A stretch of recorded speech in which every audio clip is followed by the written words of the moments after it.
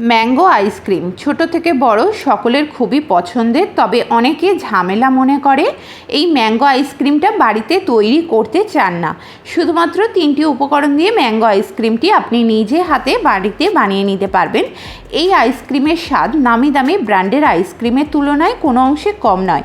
এই হাতে বানানো আইসক্রিম অন্য যে কোনো আইসক্রিমের থেকে আলাদা। আশা করছি আমার রেসিপিটি আপনাদের কাছে ভালো লাগবে এবং যে সকল বন্ধুরা এখনও পর্যন্ত আমার চ্যানেলটিকে সাবস্ক্রাইব করেনি, সাবস্ক্রাইব করার জন্য অনুরোধ রইল। সর্বপ্রথম আইসক্রিমটি বানানোর জন্য পাকা আম নিয়েছি 1.5 কেজির মতো। দেখতেই পাচ্ছেন আমগুলো কত সুন্দর পাকা। এমন পাকা আম নেওয়ার চেষ্টা করবেন, ফলে আইসক্রিমটা দারুণ টেস্টি হবে। এইবার একটি ছুরির মাধ্যমে আমগুলোকে কেটে নেব এমন দুভাগে।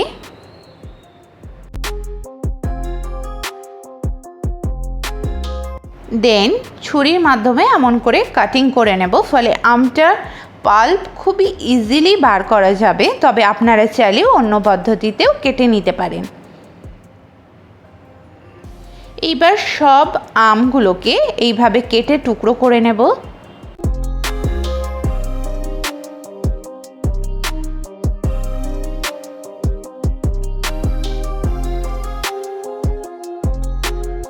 এইবার একটি মিক্সিং জারে আমের পাল্পগুলোকে বার করে নেব একটা চামচের মাধ্যমে।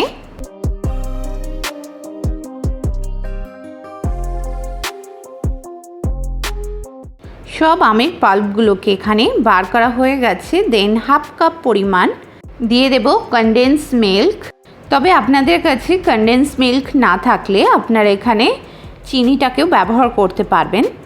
এবং দিয়ে দেব 1/2 কাপ পরিমাণ ফ্রেশ ক্রিম।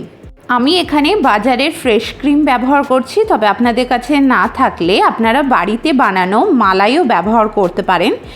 এইবার সমস্ত উপকরণকে খুব ভালো করে ব্লেন্ড করে নেব। দেখতেই পাচ্ছেন কত স্মুথ একটি পেস্ট রেডি হয়েছে।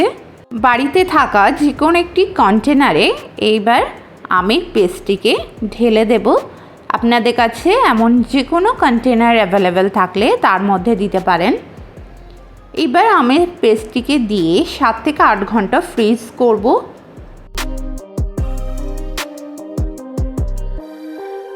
ট্যাপ করে নেব যাতে করে যে বাতাসটা আছে সেটিও যেন রিলিজ হয়ে যায়। এইবার লিড বন্ধ করে ফ্রিজ করব 8 ঘন্টার মতো।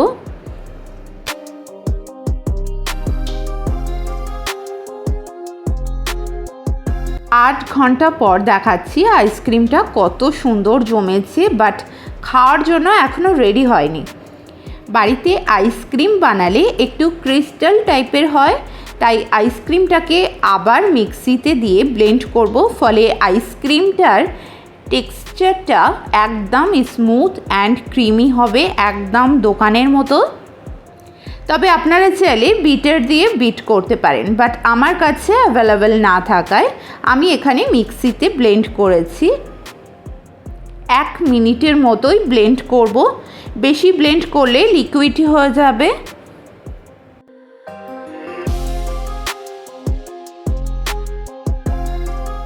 এখানে আমার ব্লেন্ড করা হয়ে গেছে।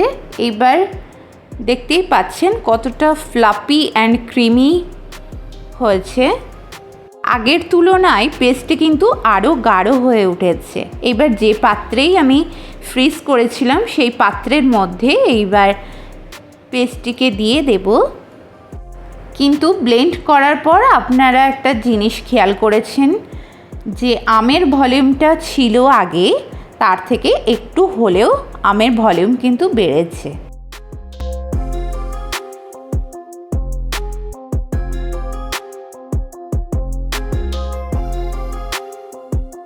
এইবার আগে থেকে টুকরো করে রাখা আমের কিউবগুলোকে এমন করে একটু দিয়ে দেব।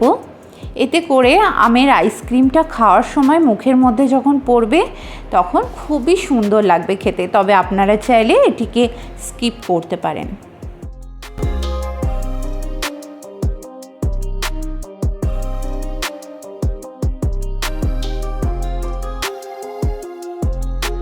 এবার একটি চামচের মাধ্যমে আমের কিউবগুলোকে একটু সেট করে নেব এবং ঢাকনা লাগিয়ে আবারও ফ্রিজ করব 8 ঘন্টার মতো।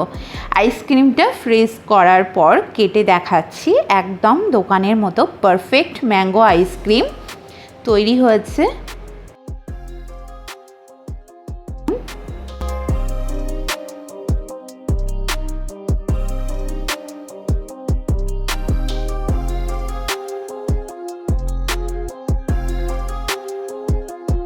এইবার একটু পেস্তা বাদাম উপর থেকে ছড়িয়ে দিচ্ছি। আপনারা আপনাদের পছন্দের বাদাম ইউজ করবেন এবং না চাইলে অ্যাভয়েড করতে পারেন।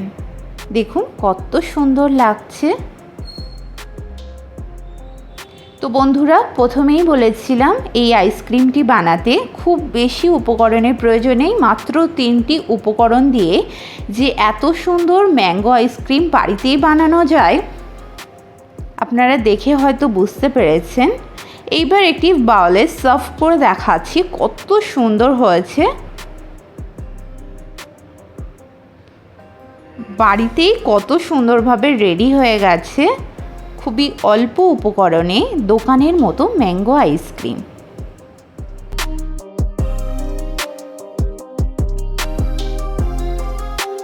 বন্ধুরা, ভিডিওটি যদি হেল্পফুল হয়ে থাকে তাহলে প্লিজ একটি লাইক ও কমেন্টের মাধ্যমে আমাকে জানাবেন। রেসিপিটি প্লিজ আপনার রিলেটিভের সঙ্গে শেয়ার করবেন। চ্যানেলে নতুন বন্ধু হয়ে থাকলে প্লিজ সাবস্ক্রাইব করে আমার পাশে থাকবেন। সবার আগে নোটিফিকেশান পেতে পাশে থাকা বেল আইকন অবশ্যই প্রেস করবেন। এতে করে যেটা হবে, আমার কোনো ভিডিওটাকে আপনারা মিস করতে পারবেন না। সকলে সুস্থ থাকবেন, ভালো থাকবেন। ধন্যবাদ।